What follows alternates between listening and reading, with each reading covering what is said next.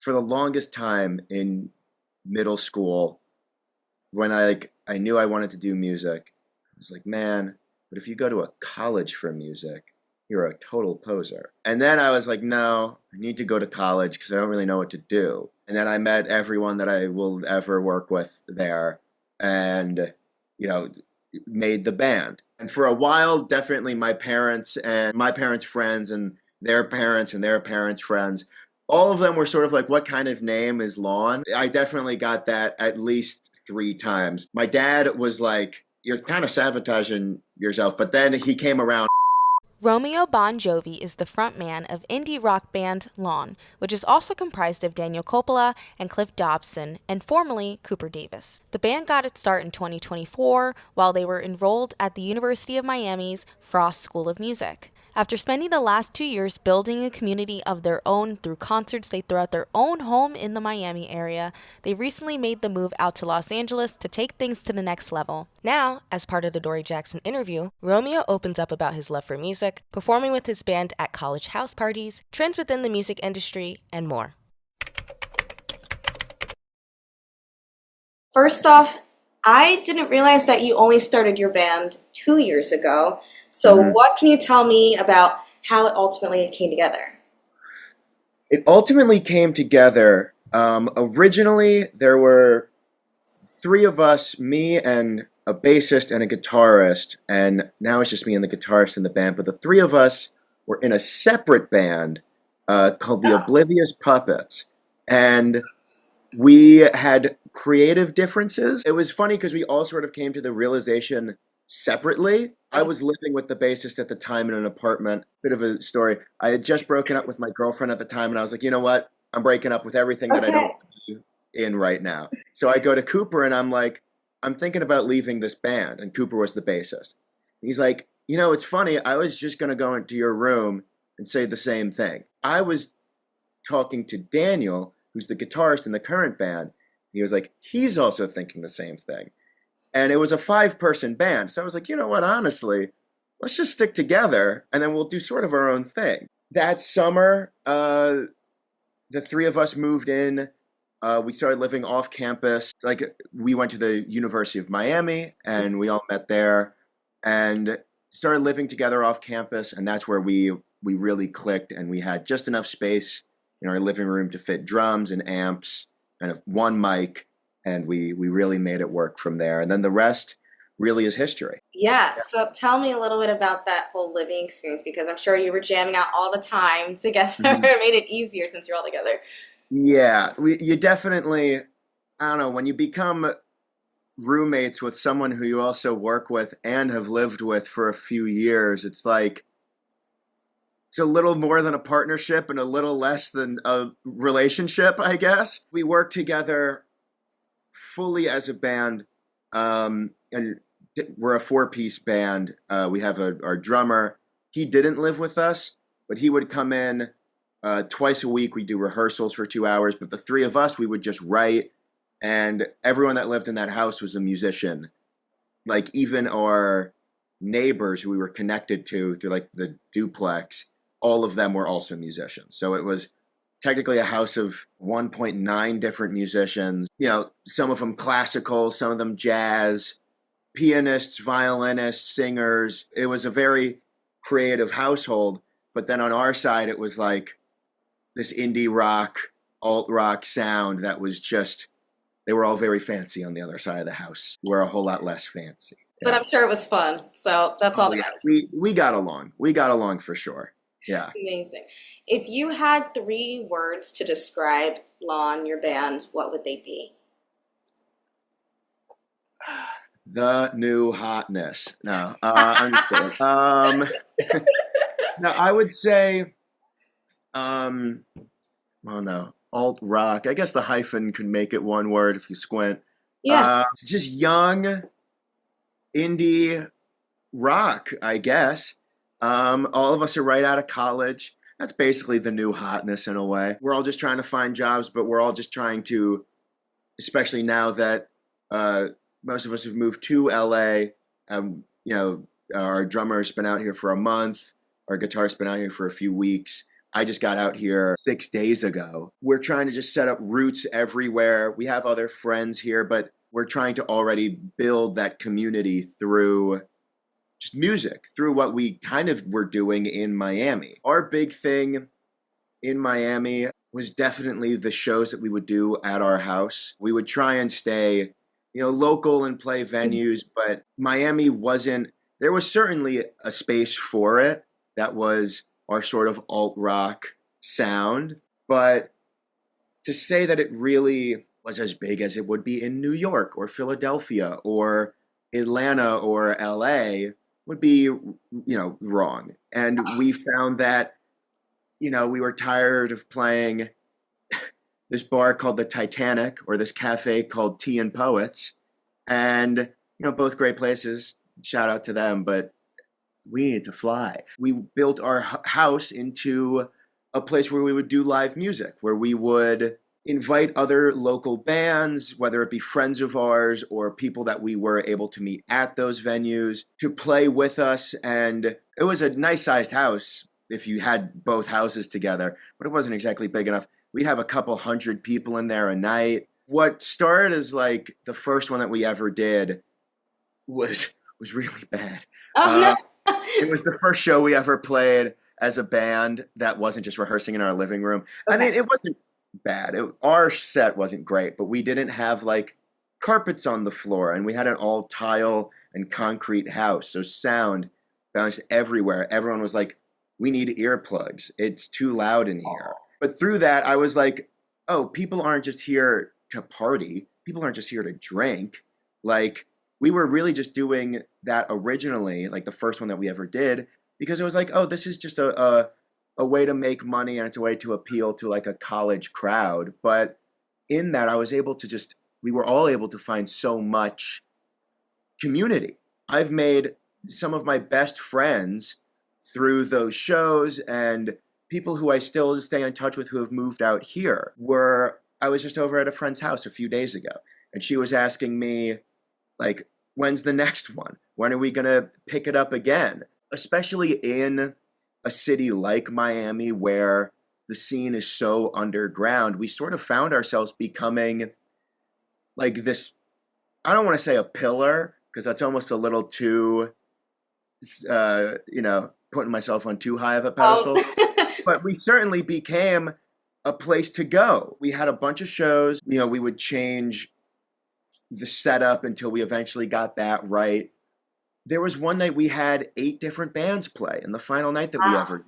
We would have hundreds of people in there a night, and it was really great. The way that we had it set up was our side of the house, our house, would be like the stage. Our living room would be drums and guitars and amps and mics. And then people would stand shoulder to shoulder. We would always crank the AC down as low as it went, but it would always somehow find a way to get up to 155 degrees in that house. It was gnarly, but I have so many just pictures of people jumping around my living room, and in that you find like no one's self-conscious, no one's popular, no one's anything besides just a fan of the music. I've seen people find each other in that, and people bring partners or friends that I'd never seen in the music school at Miami. And then I've seen like people on the baseball team show up. We had a bunch of baseball players show up. We had a bunch of people from the different schools show up. What started as just like the music school, it quickly became, 50 to 70 people would be in my living room. At one point, a kid crowd surfed. Oh, wow. And he was very little, so I think it helped him a lot. But it was, people didn't care. I fell in love with that way more than I fell in love with just having people in my house or having, made any money from this. Truth be told, I really lost a lot of money on this, but don't Could have been charging people. What's going on? I was charging people, but Oh. people would sneak their way in. But even more on that point, I was like, whatever, I don't care. We would X people's hands at one point, and then you'd see 100 people outside without X's, and you go, who cares? That's like why I love music. That's why I do it, you know? So Yeah. that was a really special thing that we got to do in Miami that we hope to continue now that we are out in Los Yeah, Angeles. that was my question. Like, how do we keep it going? Your friend even brought it up, so that needs to continue. Yeah, and we found, websites and apps like even like Heartiful, which I thought for the longest time was just like a thing that a friend texts you. It's like an organization app where people actually have these house parties and these shows. So, if anything, it makes me happy that, I know I'm not inventing the house party as much as I wish I was, but that these communities really do exist if you look hard enough. There are people want to see music. I think that, in like the vastly changing landscape of music where AI is so scary and, the streaming world makes you $1. It's, you know, especially after COVID, I remember it was really hard to see music, but there was always this promise of like, it'll come back. Like, live music will be what it once was. And I think at that larger, mega artist level, I think it did come back. But for the medium venue that could fit 1,000, 2,000 people in it, a lot of those went out of business. A lot of those shut down over COVID. I'm from New Jersey, and a bunch of places that I would go to went out of business over COVID. And, they weren't like 1,000-person venues, but still like the smaller venues that you would see the local act at was kind of killed during the last 5 or 6 years. But ironically enough, like all work after COVID, all of it stayed at home, you know? So the house show has become a popular thing to do. And I bet you that people just found like, why would I give a cut to a venue? I can go to my house. I can do this out of my backyard. Yeah, All American And Rejects was doing that. I think a summer or two ago, the backyard sessions. yeah, they were doing that college tour. I thought that was a great idea because they're like a real deal band. They're a force. And they were biting my idea a little bit, but it's okay. But seeing larger bands, it's almost like coming back home, because every Taylor Swift and every, major rock act started in the bar. And to not have that location to go to it's impossible. And especially now with like the reelsification and the TikTokification of the artist, where it's like the amount of times that I was told in classes, make this amount of videos a day and you got to be a personality. And it's like, what happened to, I just want to make music. I Like, feel the same way. Yeah, and because I and do journalism, it's that. It's literally like you have to now be a personality when it's like I was just trying to tell a story. I just Literally, I know what, like, I think that we relate in that. It's both of us are just trying to tell our story, you know? And it's through different means, but it's the same. So many small artists, like again, at those house shows that we'd have, I had a few friends who had never even played a show before, but they had multiple songs out and all these videos and all these reels, but in a friend's backyard. It wasn't our house. It was like the one time. It was a whole thing with our neighbors. But we had in this friend's backyard, first show she ever played, and she crushed. Like the industry now almost prioritizes image over like the live performance of it. Maybe I'm an old soul or whatever. at 22. I know, maybe I'm 1,000 years old. But that's like kind of mind blowing to me. My favorite thing about music is playing it live. Like finding those spaces in your area. And I think that Los Angeles so far is great because there are places that are known as like this is where the artists are. This is like the art area. This is the young people place. Having that available can feel almost daunting in a way because it's like you really have to put yourself out there. It's difficult to make friends and it's difficult to meet people.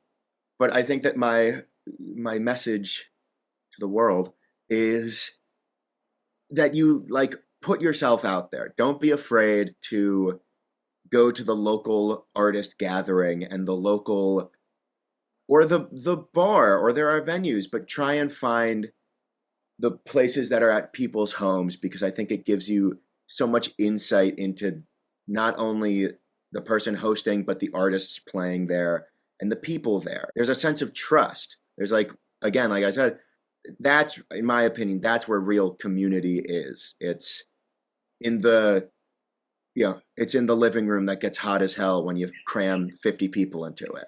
You know, I think that there's importance in that. Yeah, I think anybody that's listening to this conversation can just easily tell that your passion and love for music is so genuine and it comes from such a real place. So, what kind of sparked that interest for you in the first place? And then what led you to be like, okay, I need to actually take this seriously? Like, this is more than just a little passion thing. It's real. I think what first started it for me, obviously, like I listened to music growing up, but to say that I had like my favorite artist yet wouldn't really be true. I must have been in middle school. I really started to love the band Gorillaz, the animated band. Yeah. I loved them, and I think it's because I'm definitely a big time nerd, and I was a huge time nerd back in middle school. And it was because they were animated that sort of like initially grabbed my attention. And I listened to them a bunch, and then I started finding hip hop music. I think it must have been like 2018, maybe 2017. I had found an artist on just through Instagram named Jack Stauber, who, pretty small artist, especially at the time. He was and still is truly a strange man, and I loved that. And something about just someone who was unapologetically themselves was so like motivating to me. And he would animate these short videos and make these short little songs, but he had full albums out. And right around that time, after listening to him for a little while, he had put out an album called High Low, and that's still to this day one of my favorite, if not, I put it at the top of my list just because I think that album is what solidified like, okay, this is something that you want to do, even though it was, before I ever started even really putting time into the guitar and into writing and into music. But it showed me like, oh, this doesn't need to just be the Beatles, and this doesn't need to be, the Stones, and this doesn't need to be the things that you've heard before. This can be a weird dude in his room making music on a little synth and drum machine. But I think what really solidified it for me was just honestly the college admissions process. As it certainly kicks a lot of young people's butts into overdrive of what they want to do. For the longest time in middle school, when I knew I wanted to do music, I was like, man, but if you go to a college for music, you're a total poser. And then I went to high school, and I was like, I don't even know if I want to go to college at all. And then I was like, no, I need to go to college because I don't really know what to do. And then I realized, okay, just go to music school, see if you like it. And then I met everyone that I will ever work with there and, made the band. And I know that, middle school me would probably call current day me a giant poser, but he was 12. So what does he know? He's a little kid. I think that's what like really got me into it, honestly, was just applying to colleges. I was able to get into a couple schools. I was able to get into Berkeley and to Miami and to a few other places. And I preferred the weather in Miami. I also just knew I needed to get out of the Northeast. So I went, and it was definitely scary. Scary, I guess, is the correct term, because I didn't know any music theory. I didn't know how to compose anything. I just knew that I liked music, and I knew that I loved performing, and I knew that I loved writing. I realized that I knew just enough to know that I didn't know anything. And it was a really humbling experience. And honestly, a way that I really met with our original bassist, who was like one of the, like I said, one of the founding members of the band, was that he is like a savant musician. He's like ADHD and dyslexic, but is just music is just like it was it was unbelievable to him. And I was like, you should help me with my homework. And he did. And finding like-minded people who, enjoyed the music that I enjoyed and were a good hang, but then also knew this whole other world of music that pulled me in. That made me realize how much there was. And even to this day, I'm not really a very well-versed musician in theory, because one could argue that relying on someone else to help you with your homework for all 4 years and then kind of just having them do your homework is not exactly a great way to learn anything in college. But I learned my own lessons. Being in that environment in like the college admissions process, I remember touring Miami and seeing the campuses and being like, okay, this is for me. That was like the nail in the coffin. I was like 16 and I knew that, okay, music is what you want to do because you feel like for the first time you really feel at home here. Everything truly happens for a reason, because if you didn't go to Miami, you wouldn't meet the guys that are now in your band, and now you're in LA, you're getting settled there, so I'm sure it's starting to feel even more real now, that dream that you guys have. Yeah, like honestly, this is a sort of a quick side note, but it's a funny story. I think that the founding of the Oblivious Puppets, or at least my joining of it, is a much funnier story than the beginning of Lawn. One night, it had to have been like 11 o'clock. I was stumbling around the campus. I was a little drunk. Out of nowhere, I bump into this guy. And he was like, "Are you Romeo?" And I was like, "Yeah." And he was like, "You have a class with our guitarist, Daniel. And he says that you sing." Like, he was like, "Do you want to join my band?" And I was like, "Okay." And I was so banged up. We exchanged emails. And I went to this corner store on campus. And I went back home, or I went back to the dorm, and then I got an email, and I was like, "Oh yeah, right." And I was like, "Well, I guess I'm in this band now." But literally, and that was Cooper, and I bumped into him. Just literally, I walked into Cooper. I bumped into him, That's crazy. and then we met each other, and then a few months later, we were living together. And I had one other class with the guy, and we like never talked, but he just knew through another friend that I sang. And then I was in their band and I wrote some pretty crappy songs, and then I got a lot better at writing. Literally, you never know what you just have to be out there.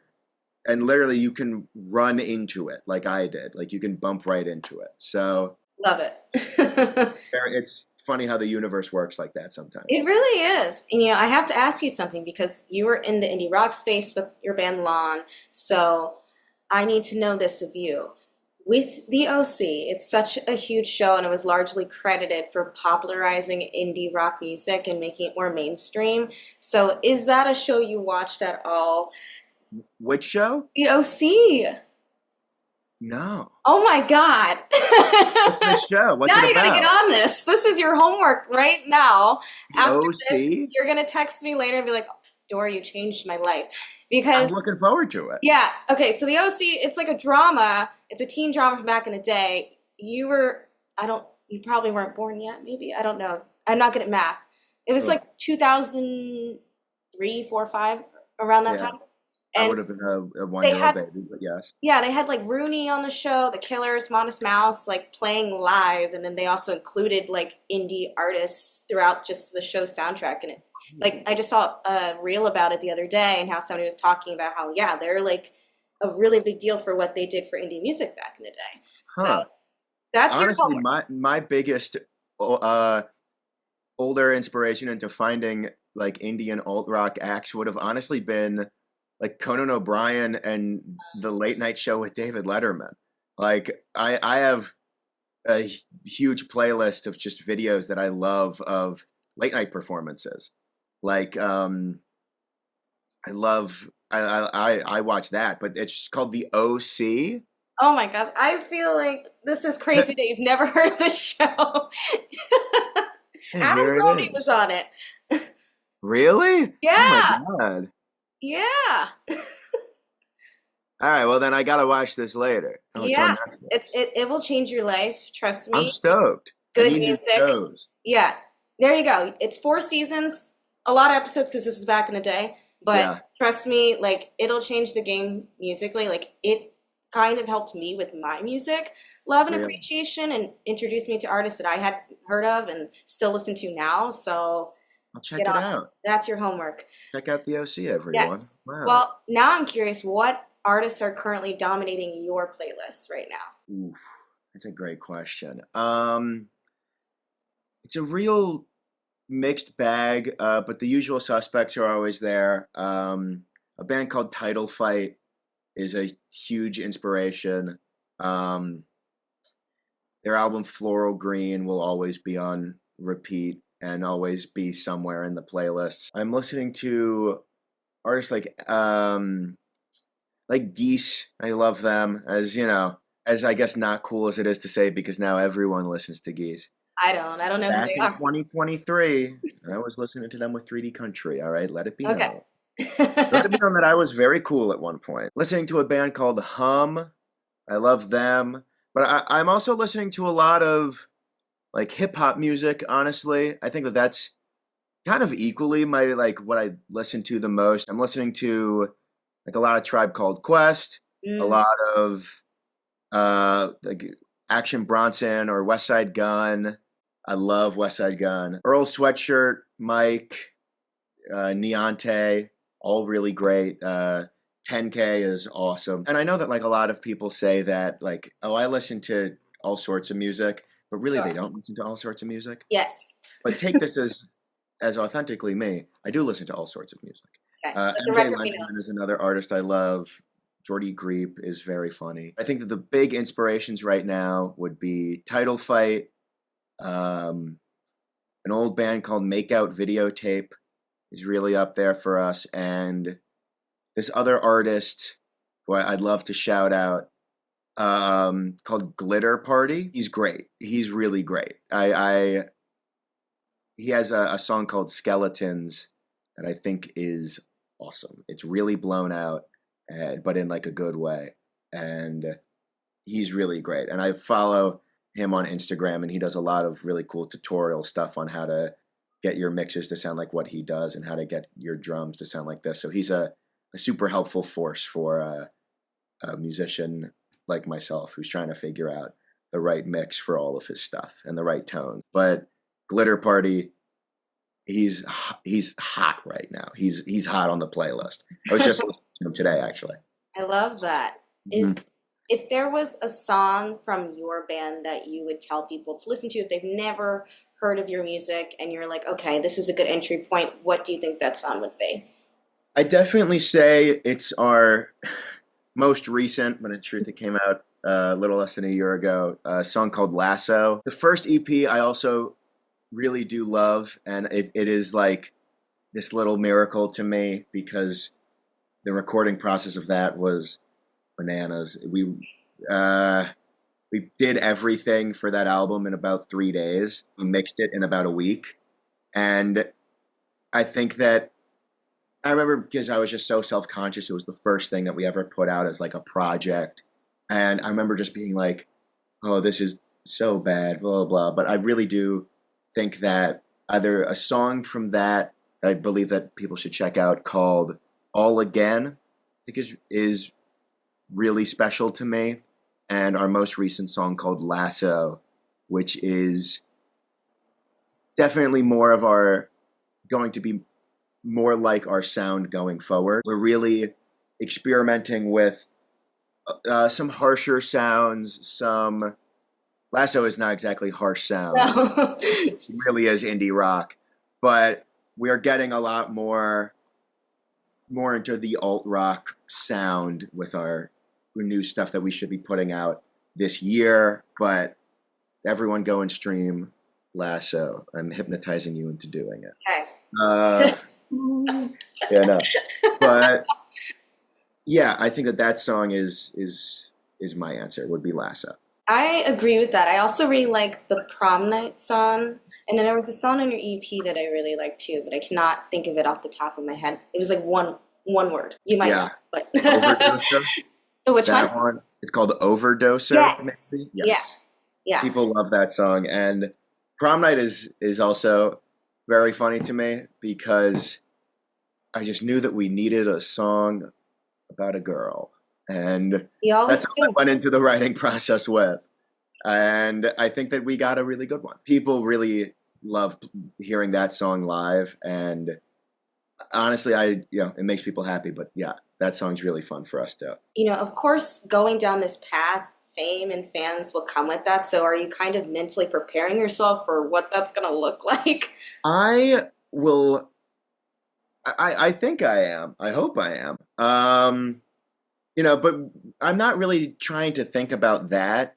Again, I really am trying to think about just I'm trying to think so local right now. I don't really like the idea of celebrity even. It's a weird It's thing. it's a long rant that I don't think we have time for in this interview. If you focus too much on that, especially in the beginning, because I know a few artists who are like pretty popular or on the rise, but they keep everything so local that they like know all of their fans.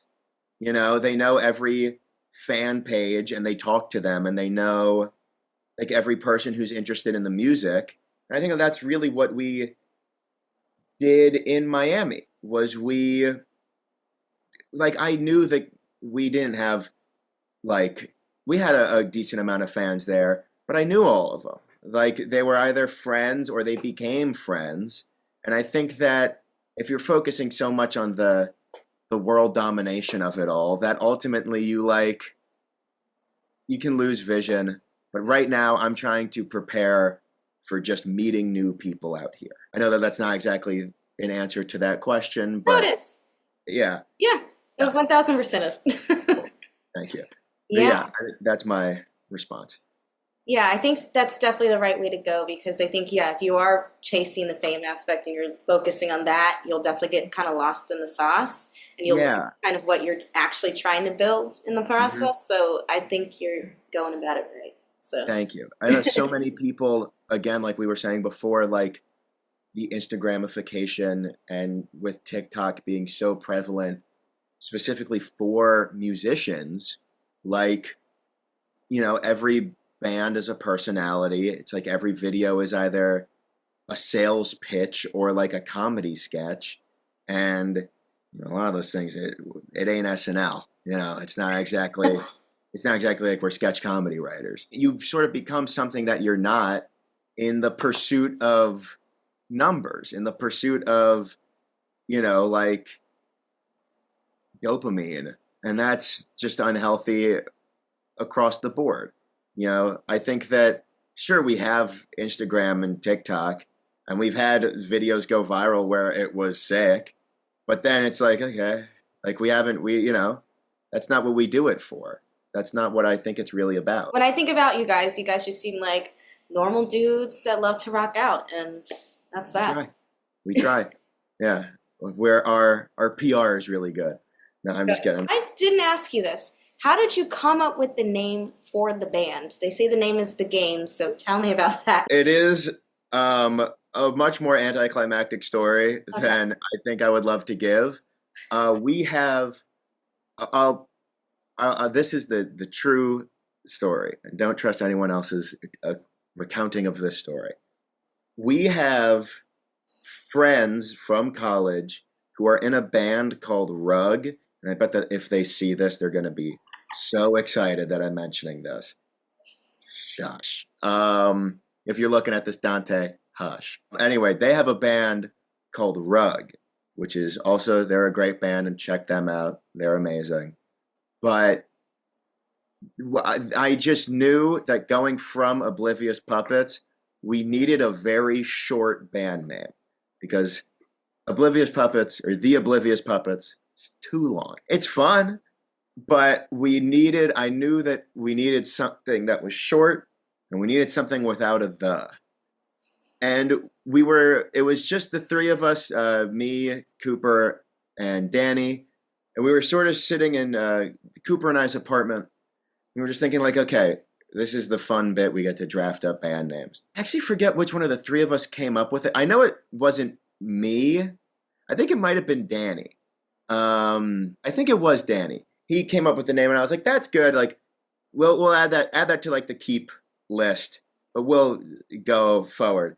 And we went on for like 2 more minutes, and I was like, "These are all bad." I was like, "Let's just get. We'll just." And we stuck with Lawn. I think I still have a notes app somewhere that's like full of basically just nonsense, just word vomit.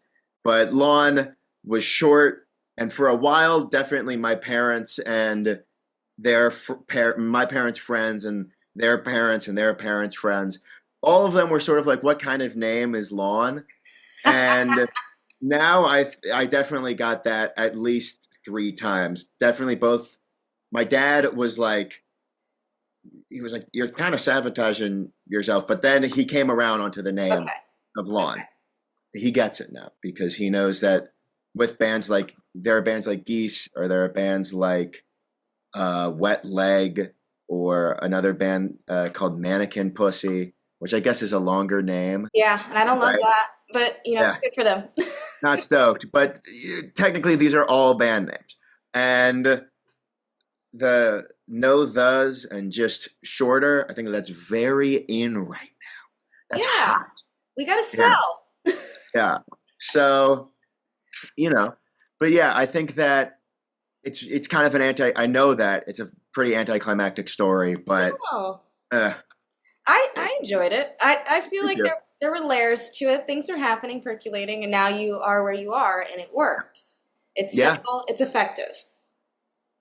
perfect. So we know what's next is we have the new music coming. You kind of Mhm. told us a little bit about that, but do you think about what's beyond that, or is it too soon for you to do that? Or are you kind of more just like, I'm focusing on the present, what we can control right now? I think that what I would really love to do, if I could like, if I could plan like a year from now, what I would want is I would love to be, having some sort of community through our music again, some sort of like consistent live shows being played now that none of us are in school and all of us are have or are getting jobs. It's honestly, we have a lot more free time, which is really great, because you wouldn't think it, but music school college students, a lot of work, a lot more homework than I initially thought. Ended up getting the most homework I've ever gotten in my whole life. Whatever. Well, it's all over now. I Yes, can, you graduated. It's all done. yeah, later. But I think that the plan is definitely rehearse as much as possible, put out 1 or even 2 EPs that we have fully recorded, that we're just getting hopefully final mixes on, and then we'll be happy enough to put them out. And I would love to have our next album written. I would love to be able to um, keep writing with the boys, and I would also love to find a new bass player. We are our the guy Cooper, who I was mentioning, he didn't move out here. Complications of a full move across the country, and we totally get it. And we love him. And if you're watching this, Cooper, I love you and I miss you. And we should talk. And you should move out here. We would definitely love to find a new bassist. We would love to get just more music out and more shows played. We love live music. It needs to be more accessible because I think right now so much of live music is so expensive. Like all of the concerts, like I want to see the Strokes when they're coming to town in October, but it's going to cost $189. And like that's a lot. And I'm gonna go. that's Don't like a need more it. affordable ticket than I've heard of. Oh, I know. I spent more, I think, on my Hillary Duff ticket. So No, it's, and I think that that's a thing with just the New York tickets deal. But I've spent one of the best concerts I ever went to in my life was in New York, and it was a $40 ticket. I got to see it was the NBA Leather Tour. I got to see Earl Sweatshirt and Action Bronson and Boldy James and all these other rappers, and it was incredible.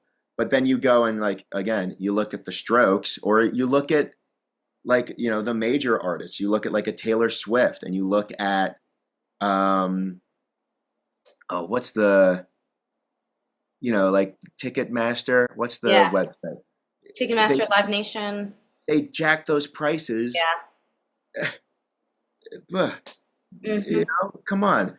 And that's just, it's become so like normal these days that people are just like, oh well, it looks like I need to pay $700 for a nosebleed ticket to see I know. Taylor Swift. Okay, I You paid know, 150 for the Eras tour, and I bought six really? tickets for 150 each. So Okay, that's not too bad. we were in like the back at MetLife, and it was worth it. And I had already seen her like Yeah, twice before that. I saw her at the Reputation tour, and then I got to see her, and I was sitting front row when she did All Too Well at SNL, so that was very lucky. So really? Oh, that's yeah, cool. yeah. That's very cool. So I've been very fortunate to not spend an arm and a leg on her, but But my point still stands. I have yeah. heard that people spend arms and legs to go and see artists like her, and we never the most we ever charged, I think, for a show was $15. Oh, I love it.